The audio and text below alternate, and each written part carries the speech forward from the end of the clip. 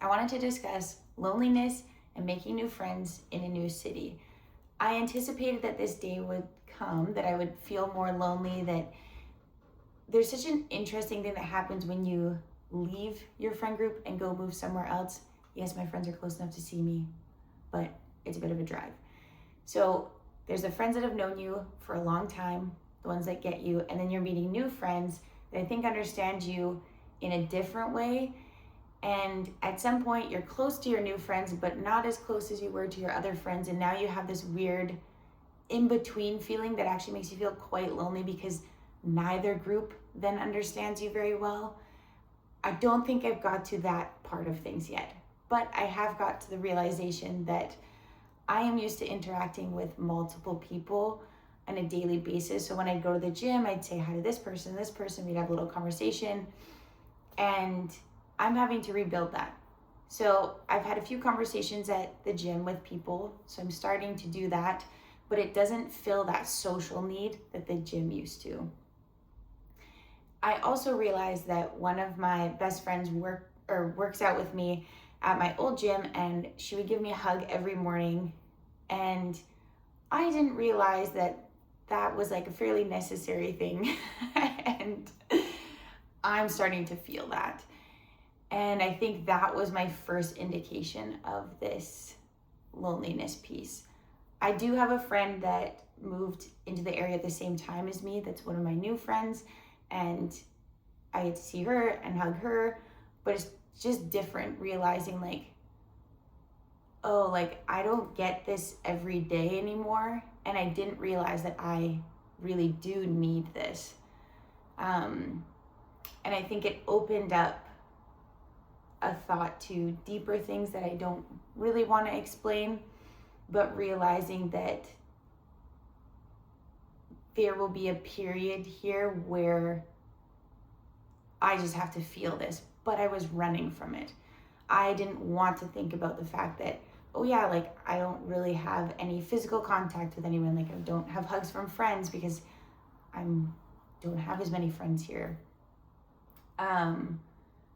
And so that started to creep up, and I just realized one morning that I woke up and I was like, I'm kind of sad. And for me, that's kind of like an irregular feeling. At least upon waking up, that's not normal for me. And I realized I just have to let myself feel this. And I think in all of this, that's what I'm trying to say, is that there will be these moments where you feel lonely and you feel in between a lot of things, and allowing yourself to feel it is the only way to get through it. The more you shove that down, it will come up. It will come up in other ways, potentially weird ways. Like it's not good for you to hold all of that in. And sometimes it's hard to face the truth of, oh, I'm lonely right now, or I don't know what to do right now, or I am uncomfortable right now, or like this is overwhelming. And I think that's kind of my big takeaway from this, is actually allowing yourself to feel it and being honest about it. I had a conversation the next day with my friend being like, yeah, this actually made me realize a few things, and it was hard. And because what you're doing right now is you're making a different life than you had before, which means you can make any choices you want. Maybe the old me wouldn't have had this conversation with my new friend because it was kind of uncomfortable. We haven't known each other that long, but I made a choice. I'm going to open up because that's the person that I want to be here. This is who I'm becoming. This is someone who is honest about their feelings and sharing with others instead of holding things in. So if you're having all of these feelings, let yourself have them, let yourself feel them, let yourself work through them. And it's okay to talk about it, even with people that you're not super close to yet, because vulnerability is how you get closer to people. That's how you build intimacy and friendships and relationships, is being vulnerable. That's part of making new friendships. Yes, it's scary. Yes, you don't know them well enough to know who they actually are. That's okay. just one step at a time. All right, let's see if I can do this before my breakfast is ready. I wanted to talk to you about routine. So obviously when you end up in a new place and you don't know where anything is, you have no routine. And I think at first that was quite disorienting, and I was like slowly getting used to it, and I think I'm used to it now. But what I realized was I then, without consciously thinking about routine, started creating poor routines. So I would get home from the gym, it'd probably be like 8 a.m. And instead of getting breakfast ready or doing anything else, I sat on the couch. And suddenly it's 10 a.m.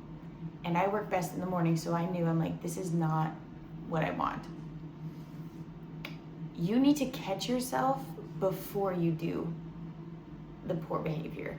So for me, I can't sit on the couch in the morning because that leads to me procrastinating, doing anything but what I need to be doing.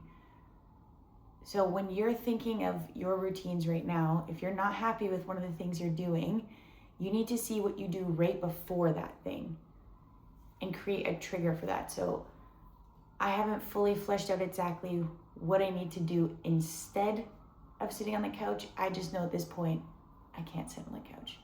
So if you create a new behavior, like when I walk through the door, I immediately put my dishes away, or it really can be anything.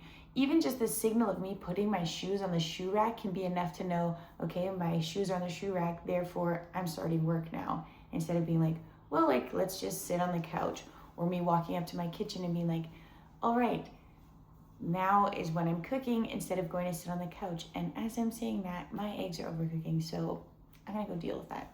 So I overlook a fairly busy street, and there's always these Evo drivers, and it's like a car share system. And honestly, they do cause or almost cause quite a few accidents. I have seen a few of them wreaking havoc down there. But outside of that, let's talk about what we were talking about before. I just finished my breakfast. What I want to share with you is the idea of habit stacking. So having a signal to do a positive habit. We actually have this with all of our habits. We just don't realize that. So for me, sitting down on the couch signaled that I wasn't working for another 2 hours. And that is not going to fly. Here's my solution. And this is actually how easy it is. While I was eating breakfast, I was like, well, I don't have something to signal me not to sit on the couch. What is it going to be? And I just decided my shoes are going on the shoe rack, and I'm walking into my room and I'm changing. Because once I change, then I'm willing to go outside and do a coffee shop and do my work. That is literally how easy it is. It's about decisions. So now tomorrow I'll wake up, go to the gym, get home around 8 a.m., put my shoes down, walk into my room and get changed. I'm not gonna get sucked in by the couch. As long as I don't sit on that couch the first time, I will have a way more productive morning. And that's how it can be for you. But you need to understand what those signals are and what they're attached to. So for me, I wasn't really realizing that, when I walked in, it signaled for me to just go sit down. Because when I was putting my house together, I was so exhausted and I didn't know where anything was, and I just needed to take a second before I did anything. But now that I've adjusted, I don't need that second anymore. I need to get my clothes on and go to work, or rather go work in a coffee shop. So give it a try. And sometimes what you can do is attach those signals that are already with something else to something more positive. So say if you eat dinner and every time you want a little dessert after, while you're grabbing your dessert, you also put the dishes away. So you're not leaving your dishes everywhere, but it's still attached to something that you're used to doing. Anyway, I think that will be all for this week. But I hope it was helpful, kind of talking about loneliness while moving, as well as building routines, and a little tip on how to help you build routines or break down poor routines that you have right now. Thank you for watching. I will see you next week.